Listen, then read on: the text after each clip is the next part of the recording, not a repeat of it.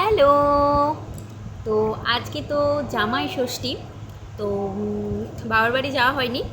এখানে আমার আর ছেলের এখন খাওয়া হচ্ছে লুচি, দই, মিষ্টি দই, ভিন্ডি ভাজা, আলু পটলের সবজি, আর এখানে আছে মুগের ডাল।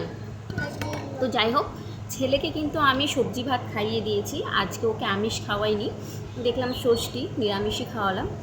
আর এখন আমার সঙ্গে ছেলে একটু একটু খাচ্ছে, খেতে তো চাই না, একটু একটু খাচ্ছে। বাবু এসো, দেখো তো, দেখো, এই দেখুন, এই দেখুন আমার বাবু। এই বলো হাই, হাই বলো বাবা, হাই বলো। তুমি কি খাচ্ছো বলে দাও তো। লুচি। লুচি? আর কি?